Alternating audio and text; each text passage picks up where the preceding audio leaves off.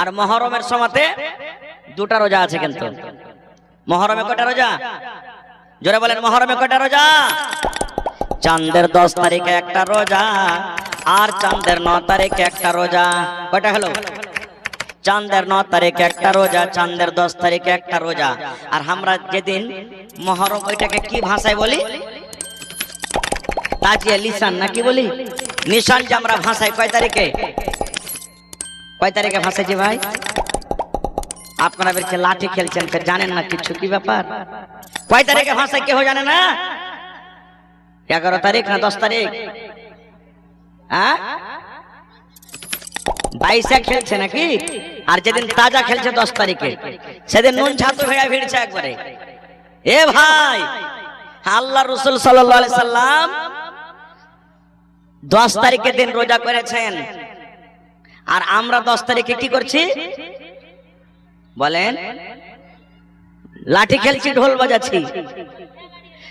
নবী বলেছেন যে তুমি রোজা করো, চাঁদের 9 তারিখে 10 তারিখে যদি রোজা করো তো 1 বছরকার গুনাহ মাফ হবে। কয় বছরকার? আর চাঁদের 9 তারিখে 10 তারিখে আমরা লাঠি খেলে কয় বছরকার গুনাহ লিছি? বন্ধুরে, হাদিসের কথা বলছি রে ভাই। যদি মুহররম খেলাইতে খেলাইতে, ঢোল বাজাতে বাজাতে, ঝান্ডা খানটা নিশান খানটা হাতে নিয়ে যদি কোনো মানুষ মরে যায়, কোনো মানুষের মত হয়ে যায়, তাইলে ওই লোকটার ঠিকানা কিন্তু জাহান্নামের আগুন হয়ে যাবে। কেন? কিছু একটি শিরকের কাম আছে, কিছু বিদআত আছে। আপনি বলেন তো ভাই রে, আমরা যদি কোনো গায়ের মুসলিম ভাই রাস্তা দিয়ে হেঁটে চলে যায়, যদি চাঁদা চায় ভাই রে 10টা টাকা দিয়ে দিব কি দিব না? যদি আমরা দিয়ে দিই মনখানে শান্তি পাবো না। আল্লাহ কেনে দিনু কেনে দিনু, আমার টাকাটা তো চলে গেল অন্য জায়গাতে।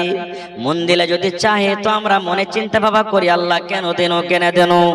এই ভাই মুসলমান, আপনি মুহররমের টাইমে দেখবেন যারা লাঠি খেলে রে ভাই, কারণ আমাদের গ্রামও আগে আসতো, এখন আল্লাহর রহমতে আর আসে না। বিহারিরা আসতো লাঠি খেলতে, প্রত্যেক বাড়িতে বাড়িতে গিয়ে কারবারতে টাকা লিত, কারবারতে গম লিত, কারবারতে চাল লিত, আর ঝান্ডা খানাকে ওই পানি দিয়ে দিয়ে বরকত নেওয়ার জন্য ধুয়ে নিত। কত ভাই করতো দোকানে আপনার চলে যাবে, লাঠি খেলবে, ঢাক ঢুক করে বাজাবে, 2 মিনিট 4 মিনিট লাঠি খেলবে। দোকানদারকে বলবে দাও রে ভাই 100 টাকা দাও। টাকাটা নিয়ে কি হবে জানেন? আল্লাহুস সামাদ। সেই টাকা নিয়ে রে মুসলমান গোটা দিন যে লাঠি খেলবে, শরীরে এনার্জি ঘটে যায়। এই জন্য ওই টাকা দিয়ে কিন্তু আপনার মদ চলছে, বোতল চলছে, চলে কি চলে না বলেন? চলছে কি চলে না? আল্লাহ নবী বলেছেন, যদি কোনো মানুষ মদ পান করে রে, যদি কোনো মানুষ শরাব পান করে, তাইলে ওই লোকটা 40 দিন পর্যন্ত নামাজ পড়তে গেলে আল্লাহ রাব্বুল আমিন তার 40 দিন পর্যন্ত নামাজ কবুল করবে না। কত বড় খারাপ জিনিস, কত বড় খারাপ জিনিস রে ভাই। 40 দিন পর্যন্ত তার কিন্তু নামাজ হবে না। এবার আপনাকে আর একটা কথা বলি, মদ কত বড় খারাপ জিনিস, শরাব কত বড় খারাপ জিনিস, শরাব কত বড় পাওয়ারফুল, আল্লাহুস সামাদ গুনার কাম। একটা আপনাকে উদাহরণ দিয়ে ঘটনা বলি, একটা ঘটনা। এক জামানাতে এক আবেদ ছিল। আবেদ বুঝেন তো? নেককার মানুষ, জঙ্গলে ইবাদত বন্দেগী করত, যে না আমি গ্রামে থাকবো না, জঙ্গলে ইবাদত বন্দেগী করত। এমন আল্লাহওয়ালা হয়েছে, যে কোনো রোগ তার কাছে আসতো ফঙ্গিত ভালো হইতো, এত নেককার মানুষ। তো যারা সমাজের এলাকার কিছু মানুষ যখন ছিল ওই এলাকাতে, ওরা বলতো হারে হারগে তো রোজি রুটি বন্ধ করে দিলে, এই ঝাড়ফুঁক করছে, সব ভালো হচ্ছে, তা আমরা কি করব? তখন বলছে না, একে বদনাম করতে হবে, আবেদকে বদনাম করতে হবে। বলছে কেমন করে বদনাম করবি? এবারে খুঁজতে খুঁজতে একটা খুব সুন্দর বেটি ছেলেকে খুঁজে পেয়েছে, খুব সুন্দর বেটি ছেলেকে। এবার বেটি ছেলেটাকে ডাকা পরে বলছে, আল্লাহর বান্দি, যত টাকা নিবে তোমাকে টাকা দেব, কিন্তু ওই জঙ্গলে যে একটা আবেদ ইবাদত করছে, ওকে নিজের জালে ফাঁসাতে হবে। মাইলোক একটা এমন জাল রে ভাই, তার কাছ থেকে বেঁচে যাওয়া খুব মুশকিল, নাকি? খুব মুশকিল, শরীয়তের কথা বলছি, খুবই মুশকিল। তখন সেই বেটি ছেলেটা বলছে, হে তোমরা চিন্তা করিও না গ্রামবাসী, এটা তো আমার 1 মিনিটের কাম, নিজের জালে ফাঁসাবো। যে আল্লাহ আমাকে রূপ দিয়েছে, আমার জৈবন অবস্থা, বলছে কি করতে হবে? বলছে 1 ঘন্টা তালোয়ার দাও, আর একটা 2-2.5 বছরের একটা ছাইলা দাও আমাকে। এখানটা তালোয়ার দাও, 2-2.5 বছরকার একটা ছেলে দাও, আর এক বোতল আমাকে শরাব দাও, 3টা জিনিস দাও, আর দেখো সে আবেদকে আমি নিজের কবজাতে করতে পারছি কি পারি না। বলছে তাই না? তো হ্যাঁ, লিয়ে লিলে এখানটা তালোয়ার, একটা 1 বোতল মদ শরাব, আর একটা বাচ্চা। হাঁটতে হাঁটতে জঙ্গলে চলে গেলেন। আবেদ নামাজ পড়ছে জঙ্গলে, নামাজ টামাজ পড়ার পর সালাম ফিরে দেখছে একটা খুব সুন্দর বেটে ছেলে বসে আছে। তাকে বলছে, রে আল্লাহর বান্দি, তুমি জঙ্গলে একা এসেছো, কারণটা কি? ওর মন কি যে ছেলেটাকে ফুংটুং দিতে মনে হয় এসছে নাকি।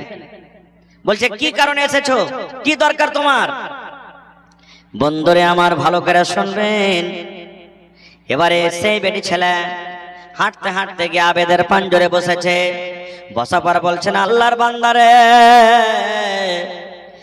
তুমি এই মদের বোতলটা নিয়ে নাও, আর মদের বোতল নিয়ে তুমি কিন্তু মদ পান করে নাও। শরাবের বোতল নাও আর তুমি শরাব পান করো। আবেদ বলছেন, না পারবো না এটা করতে। শরাব হলো কাবিরা গুনাহ, শরাব পান করা বড় গুনাহ, কাবিরা গুনাহ। আমি শরাব পান করতে গেলে নেশা লেগে যাবে, আমার জিন্দেগির আমল বরবাদ হয়ে যাবে, না আমি এটা কাজ করতে পারবো না। এইবারে তখন সেই বেটে ছেলে বলছেন, হে আল্লাহর বান্দা, তুমি শরাব পান করতে পারবে না, তাহলে তুমি আইছো আমার সাথে। আল্লাহ রাব্বুল আমিন আমাকে এত সুন্দর যৌবন দান করেছেন, আল্লাহ জওয়ানি দান করেছেন, আল্লাহ রাব্বুল আমিন সুন্দর আমাকে রূপ দান করেছেন। তুমি এসো এসো আমার সাথে, তুমি একবার তুমি জিনা ব্যভিচার করে নাও। নারে তাকবীর। নবী তোমার নাম শুনে পাগল আমার মনটা গো, নবী একবার দেখা দিও গো, কিয়ামতে দিও গো দেখা, দেখব নয়ন ভরে গো, হাসরেতে দিও গো দেখা, দেখব নয়ন ভরে গো, নবী একবার দেখা দিও গো, নবী একবার দেখা দিও গো। সে বেটি ছেলে বলছেন যে তুমি যখন মদ পান করতে পারবে না, তো এসো তুমি আমার সাথে একবার জেনা করো। বলছে না, এটা পারবো না, তুমি আমার স্ত্রী নও, তুমি একটা অপরিচিত মহিলা, তোমার সাথে আমার জেনা ব্যভিচার করা হারাম, আমি কাজ করতে পারবো না। 3 নম্বরে তাকে অফার দিচ্ছে সে মহিলা, তালোয়ার খানটা লাও, আর তালোয়ার খানটা নিয়ে বাচ্চাটাকে তুমি কাতাল করে দাও। তালোয়ার খানটা নিয়ে কি করো, বাচ্চাকে কাতাল করে দাও। আবেদ তখন বলছেন, ভাই রে দেখেন আবেদ কি বলছেন, বলছেন আল্লাহর বান্দিরে, পারবো না রে, আমি এটা করতে পারবো না। এই বাচ্চাটা হলো মাসুম, এই বাচ্চাটা আমার কোনো ক্ষতি করেনি, আমি এই মাসুম বাচ্চাকে আমি বিনা অপরাধে আমি জবাই করতে পারবো না। এবার সে বেটি ছেলে কিন্তু তালোয়ার খান হাতে নিয়ে আবেদের পরে ধরে নিয়ে আছার বলছেন, আল্লাহর বান্দা, 3টা তোমাকে অপশন দিয়েছি, হয় তুমি মদের বোতল নিয়ে মদ পান করো, মদ যদি না পান করো তুমি আমার সাথে একবার মনের আশাটাকে পূরণ করে নাও, একবার জেনা করো। এটা যদি না পারো, এই তালোয়ার নিয়ে তুমি বাচ্চাটাকে তুমি জবাই করে দাও, বাচ্চার গর্দানটাকে উড়িয়ে দাও। 3টার মধ্যে তোমাকে একটাও করতে হবে, যদি 3টার মধ্যে একটাও না করো, তাহলে তালোয়ার দিয়ে তোমার গর্দানকে আমি কিন্তু উড়িয়ে দেব। আবেদ কিন্তু মজবুর হয়ে গেল। আরে ভাই, এই জঙ্গলে কেহ নাই, আমি একাই, আর হাতে তালোয়ার, 3টার মধ্যে একটা না করতে গেলে আমার গর্দান উড়ে যাবে। তখন ভাবা চিন্তা করলো যে কোন গুনাহটা সব থেকে ছোট। আপনারা বলেন তো কোন গুনাহ ছোট সব থেকে 3টার মধ্যে? জি, সব থেকে আপনারা বলেন যে কোনটা গুনাহ ছোট? মনে হয় জেনা করাটাই ছোট হয়ে যাবে নাকি? না, জেনা করাটা ছোট হবে না, ওর থেকে তো আসান যে তালোয়ার খান লিবে বাচ্চাটার গলাতে মেরে দিবে, একবার 1 মিনিটে কাম তামাম, এটাই ছোট হবে মনে হয়। এই ভাবা চিন্তা করতে লাগলো আবেদ, কোন গুনাহটা ছোট, কোন গুনাহটা ছোট। ভাবা চিন্তা করে তখন বলছে, যাই আমি শরাবটাই পান করে নি, কিছু খাবো, কিছু বোতলে থাকবে, কিছু পেশাবের রাস্তা দিয়ে বাড়িয়ে যাবে, যে পেটে গেছে থাকবে, আল্লাহর কাছে তওবা তিল্লা করবো, কানবো, আল্লাহ মাফ করে দিবে। ছোট গুনাহ মনে করে এবারে তখন শরাব পান করতে লেগেছে। আপনি বলেন যারা খাইনি খাই না, বিড়ি খাই না, তামাক খাই না, গুটকা খাই না, গুল করে না, নাশা লাগবে না? লাগবে না? যারা বলে নাশা লাগবে না? লাগবে না? নাশা লেগে যাবে তারা কি। এবারে তখন যেমনই মদ পান করেছে, সুবহানাল্লাহ, তার একটু আস্তে কথা বলেন না যে ভাই আপনারা, এইবারে যেমনই মদ পান করেছে নাশা লেগে গেছে, নাশা লেগে গেছে একবারে, ওইটাতে না এলো দোসরা ফোন পে দেন, হইতে পারে আর লিমিট যেটা ছিল শেষ হয়ে গেছে, দোসরা নম্বর দেন আপনি। জি, তো এবারে মদ পান করেছে, যেমনই মদ পান করে নাশা লেগেছে। এবার আপনি জানছেন নাশা যখন মানুষকে লাগে তখন মা চিনবে না, বেটি চিনবে না, বিবি চিনবে না, কাউকে চিনবে না, ওর দিমাগ শেষ। এবার তখন বেটি ছেলেটাকে বলছেন যে শোনো তুমি আইসো আমার কাছে। আরে একবার জেনা করে নিয়ে বলে কি হবে, মানে নাশা তো ওলবল হয়ে গেছে, একবার জেনা করে নিয়ে এরকম তাল কি ছাড়া যাবে? আবার বলছেন না তালওয়ার খানটা দাও, পহলে বাচ্চাটাকে মারি, না তো কিয়ামতের দিনই গাওয়া দিবে আমার পক্ষে যে আল্লাহ আমার সামনে এরা দুজনে জেনা করেছে। বন্ধুরে আমার, তালওয়ার নিয়ে এবারে বাচ্চাটাকে মেরে দেওয়া হলো। বাচ্চা মেরে দেওয়ার পর 3 নম্বরে তার সাথে জেনা ব্যভিচার করে দেওয়া হলো। তাহলে বলেন 3টা গুনাহ হলো কি হলো না? মুফাসসিরিনে কেরাম বলছেন, মুহাদ্দিসিনে কেরাম বলছেন, ওই লোকটা আবেদ মানুষ যদি মদ না পান করে, যদি দুটা মদ না পান করে যদি তার সাথে জেনা করত, তাও 2টা গুনাহ থেকে বাঁচত। একটা গুনাহ কাতাল থেকে বাঁচত, একটা গুনাহ মদ থেকে বাঁচত। মদ না পান করে যদি বাচ্চাটাকে কাতাল করত, তাও 2টা গুনাহ থেকে বাঁচত। কিন্তু মদ একটা এমন জিনিস, মদ একটা শরাব একটা এমন জিনিস, শরাব পান করার সাথে সাথে সে 3 গুনাহ করে ফেললে, এত খাতারনাক জিনিস হে মুসলমান। আর আমরা 10 তারিখে রোজা না রেখে, 10 তারিখে নবী রোজা করেছেন, 10 তারিখের দিন রোজা না রেখে, 9 তারিখের দিন রোজা না রেখে আমরা নবীর খেলাফে, নবীর বিরুদ্ধে আমরা যাচ্ছি মুহররমে লাঠি খেলতে পারে। সুবহানাল্লাহ, বলেন আমরা কোন মুসলমান হইলাম? এই জন্য খবরদার কেউ মুহররম খেলবেন না, যা হওয়ার হয়ে গেছে। আর একটু আগে চলেন, আমাকে কুরবানি করতে হবে। কেমন কুরবানি দিতে হবে? কুরবানি মোটা দিতে হবে, হাদিসের কথা। ভালো মোটা তাজা কুরবানি, যত মোটা দিতে পারেন দেন, মানা নাই। কিন্তু আমরা কোন নিয়তে কুরবানি দেব জানেন? 10 জন 15 জন বসে গেছে, এই যে কুরবানির টাইম এলো। আরে আব্দুর রহমান তুই কুরবানি কিনেছিস? হ্যাঁ রে ভাই কিনেছি। কটিতে কিনেছিস? ভাইরে টাকা পয়সার তঙ্গি আছে তো 20,000 টাকা পড়েছে আমাকে ভাগটাতে।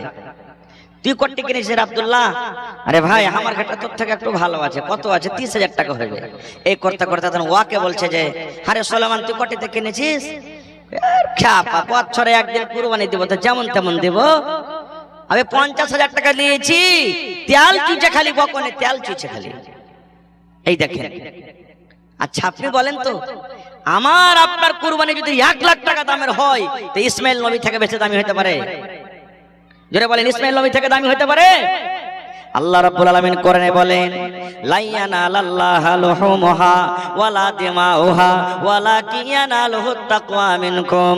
আল্লাহ বলেন দুনিয়ার মানুষ রে, তুমি যদি 50,000 টাকা দামের তুমি জানোয়ার জবাই করো, তুমি 1 লাখ টাকা দামের যদি তুমি জানোয়ার জবাই করো, আল্লাহ বলেন বান্দা তুমি যখন জানোয়ার জবাই করবে, তোমার ওই জানোয়ারের গোশত আমার কাছে পৌঁছে না রে। গোশতের আমার দরকার নাই, গোশতের আমি আল্লাহ রাব্বুল আলামিন কিচ্ছু করি না, গোশত আমার কাছে পৌঁছে না। আল্লাহ বলেন তোমার কুরবানিতে কত কেজি রক্ত আছে? 5 কেজি আছে, 10 কেজি আছে। এই রক্ত আমি আল্লাহ রাব্বুল আলামিন দেখি না, আমার কাছে রক্ত পৌঁছে না। আল্লাহ বলেন বান্দারে তোমার গোশত পৌঁছে না আমার কাছে, তোমার জানোয়ারের রক্ত পৌঁছে না, তাইলে পৌঁছে কি? আল্লাহ বলেন ওয়ালাকিন ইয়ানালুহুত তাকওয়া মিনকুম। আমার কাছে যেটা পৌঁছে রে বান্দা, সেটা হলো তোমার ভিতরকার তাকওয়া। তুমি কোন নিয়তে তুমি কুরবানি করো, এই তাকওয়া পৌঁছে আমার কাছে, তাছাড়া কিচ্ছু পৌঁছে না। কিন্তু কত মা খালাকে দেখবেন, আমারকে ভোল্টুর বাপ তো কুরবানি দিতে চাচ্ছিল না যে বুবু, কিন্তু কি করব, কত ঘোঁচা দিয়ে দিয়ে রাজি হয়েছে যে হ্যাঁ জি কুরবানিটা দাও না জি। না দিবে তো ছেলে পিলা গেলা কার দুয়ারে টুকুর টুকুর করে তাকাইবে? বলে না, ছেলে পিলা কার দুয়ারে টুকুর টুকুর করে তাকাইবে কুরবানি না দিবে? তো আপনি বলেন তো এরকম নিয়তে কুরবানি দিয়ে কুরবানি কবুল হবে? জোরে বলেন, কুরবানি কবুল হবে? কুরবানি কবুল হবে না। খো আর একটা জিনিস বলে দিই আপনাদেরকে, কুরবানি দিতে গেলে দাঁতা জানোয়ার কুরবানি করতে হবে। কি করতে হবে? মেলা জায়গা থেকে ফোন আসছে যে হাজি মাওলানা বাড়ির খাসি আছে, পোষা যে হয়ে গেছে, বাড়িতে ছোট্ট থেকে পুষছি কিন্তু দাঁতে নেই, কুরবানি হবে? আল্লাহ রাসূল বলেছেন আমার কথা নয়, লা তাযবাহু ইল্লা মুসিন্না। আল্লাহ রাসূল বলেছেন উম্মত তোমরা কুরবানি করো না রে, কুরবানি তোমরা করো না, কিন্তু মুসিন্না অর্থাৎ দাঁতা, বিনা দাঁতা জানোয়ারে তোমরা কুরবানি করো না। খাসি হতে গেলে দাঁতা লাগবে, খাসি হতে গেলে দাঁতা লাগবে। তোমরা যদি গরু দাও দাঁতা লাগবে, উট দাও দাঁতা লাগবে। আল্লাহ রাসূল বলেছেন উম্মত তোমরা দাঁতা জানোয়ারের কুরবানি করো, বিনা দাঁতা জানোয়ারে তোমরা কিন্তু কুরবানি করিও না। দাঁতা জিনিসের কুরবানি করতে হবে, বিনা দাঁতা জিনিসের কুরবানি আমাদেরকে করা চলবে না গো। এই জন্য কুরবানি আমাদেরকে করতে হবে। আর একটা মাসলা শুনিয়ে দিই আমাদেরকে। কি মাসলা জানেন?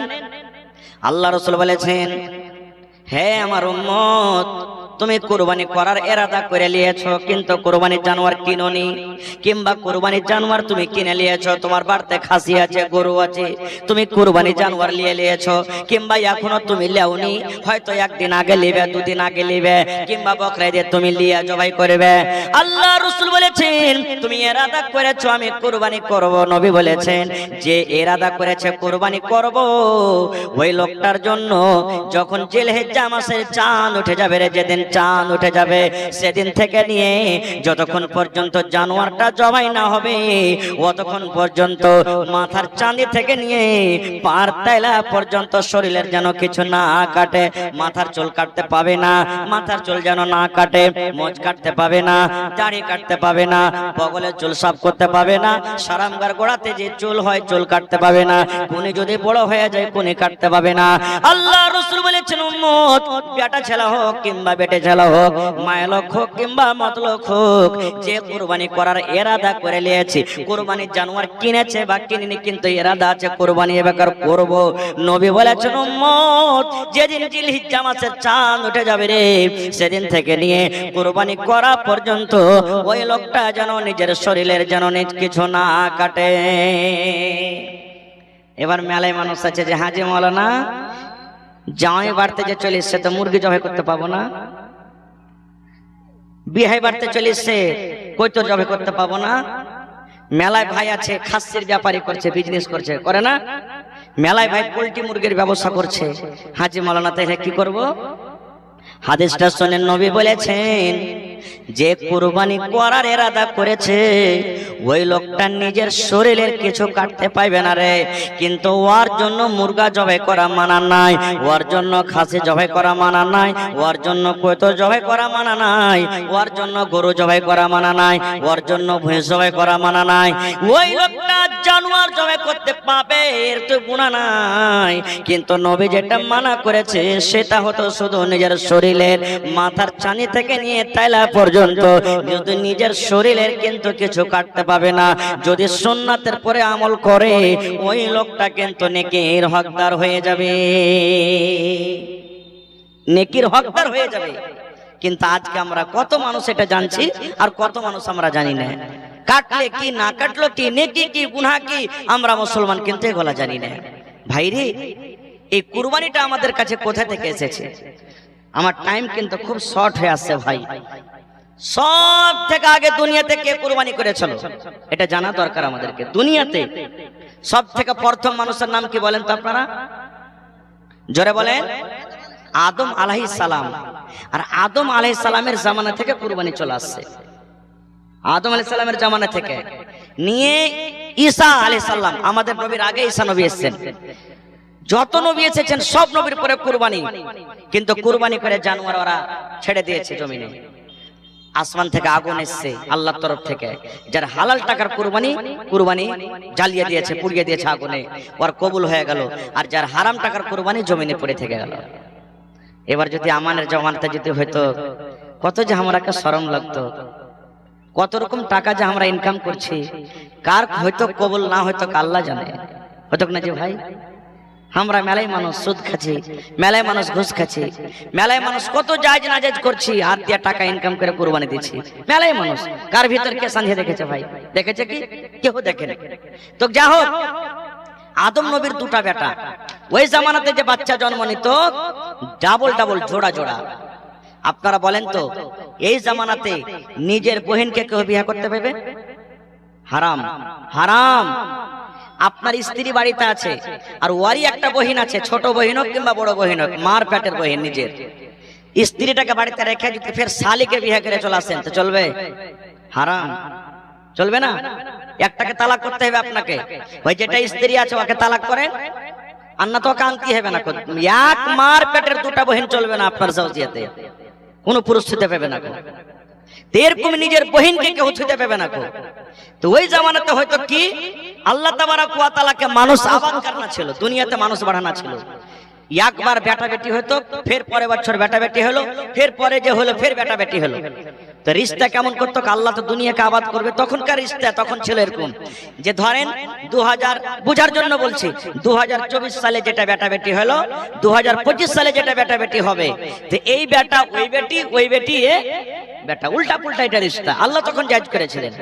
তা আদম নবীর দুটা বেটা, বড়টার নাম হলো কাবিল আর ছোটটার নাম হলো কি হাবিল। নাম মনে থাকবেন, বড়টার নাম কি আর ছোটটার নাম হাবিল। কাবিলের সাথে যেটা বেটি ছেলে হয়েছে খুবই সুন্দর, আর হাবিলের সাথে যেটা হয়েছে একটু কম সুন্দর, দেখতে কম সুন্দর। যেমন দুনিয়াতে এখন মেলায় মানুষ আছে, কোন বেটি ছেলে দেখতে সুন্দর, একটু কেউ কম সুন্দর, এরকমই। তো যখন বড় হলো, বিয়ে শাদী দেওয়ার টাইম হলো, তখন কাবিল বলছে হাবিলকে, শোন আমার সাথে এটা হয়েছে যে আমি একে বিয়ে করব, তোর সাথে যেটা হয়েছে তুই ওকে বিয়ে কর। এটা তো শরীয়তে হারাম, নিজের বহিন হয়ে গেল, ভাই বহিন হয়ে গেল হারাম। তখন হাবিল বলছে, হারে ভাই কেমন কথা তুই কহছিস, এটা যে হারাম, এটা করা চলবে না। আমার সাথে যেটা হয়েছে তুই ওকে বিয়ে কর, তোর সাথে যেটা হয়েছে ওকে আমি বিয়ে করব। বলছে না আমি মানবো না। তখন এরা দুই ভাই মিলে চলে গেল আব্বার কাছে। আব্বাকে আদম আলাইহিস সালাম বলে, চল বাপের কাছে চল। চলে গেলেন আব্বার কাছে। আদম নবী বুঝাইলেন, তাও বুঝলেন না। বলছেন না আমি বুঝবো না, বড়টা বুঝলে না, কাবিল বুঝলে না। তখন হযরত আদম আলাইহিস সালাম বলছেন যে এক কাম করো, তোমরা কুরবানি দাও, যার কুরবানি কবুল হয়ে যাবে ওই সুন্দরটাকে বিয়ে করবে, আর যার কবুল হবে না তাহলে ও বিয়ে করতে পারবে না। বড় ভাই কাবিল মনে করছে ঠিক আছে আমি মেনে গেলাম, এবার কুরবানি পেশ করে দিলেন। জীবনের সর্বপ্রথম কুরবানি পেশ হলো। কি কুরবানি? ছোট বেটা মানে হাবিল কুরবানি দিচ্ছেন, একটা জানোয়ারের কুরবানি জবাই করে দিলেন। আর বড় বেটা কাবিল, আদম নবীর বড় বেটা, দানার কুরবানি দিলেন। হয় গহম হোক, যাও হোক, যাই হোক, দানার কুরবানি দিলেন। ও দানার কুরবানি দিল আর এই জানোয়ারের কুরবানি দিলে।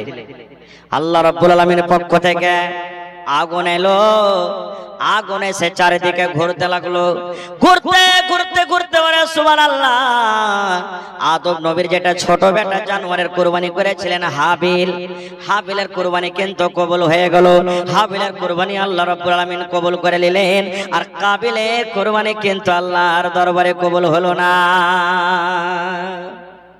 এই দেখেন ভাইয়ের হাসাদ চালু হয়ে গেল, তখন থেকে মন খারাপ হয়ে গেল। আর হ্যাঁ আমার কুরবানি কবুল হলো না, আমার কুরবানি কবুল হলো, আমি অপমান হয়ে গেল। তোকে দেখ দেখে দিচ্ছি আমি তোকে, তুই এখন দেখালে তোর সাথে কি করছি। এবার মারতে লাগলেন, ছোট ভাইকে মারতে লাগলেন, তোকে মেরে ফেলে দিব, দুনিয়াতে তোকে রাখবো না, তোর জন্য আমি অপমান, তোর কুরবানি কবুল হয়ে গেল, আমার কুরবানি কবুল হয়ে গেল না। মারতে লাগলো, কিন্তু ছোট ভাই হাবিল কিন্তু বড় ভাইকে মারে না। এইবারে ছোট ভাই বলছেন, ভাই রে তুমি যদি আমাকে মারতে মারতে মারতে মারতে দুনিয়া থেকে শেষ করে দাও, আমি দুনিয়া থেকে চলে যাব, মরে যাব, কিন্তু তোমার গায়ে এক থাবা পর্যন্ত আমি লাগাবো না। এখন বড় ভাই ছোট ভাইয়ের মান সম্মান শেষ হয়ে গেছে, ভাই সব শেষ হয়ে গেছে। এবারে কিন্তু হাবিল মরে গেল দুনিয়া থেকে। আল্লাহ রাব্বুল আলামিন যেদিন থেকে দুনিয়াতে জন্ম নিয়েছেন, মানুষ এসেছেন, সেদিন থেকে নিয়ে দুনিয়াতে প্রথম মানুষ মারা গেছেন, সেটা হলো কি আদম নবীর ছোট বেটা হাবিল। এর আগে আর মানুষ মরেনি, প্রথম মানুষ। আপনাদেরকে কেউ জিজ্ঞাসা করে, আচ্ছা বলেন তো দুনিয়াতে সব থেকে আগে কোন লোকটা মারা গেছে? কি বলবেন? হাবিল। এটা আদম নবীর ছোট বেটা, তাও ফের ওকে মার্ডার করে দেওয়া হয়েছে, ভালো মত মরেনি, মার্ডার করে দেওয়া হয়েছে।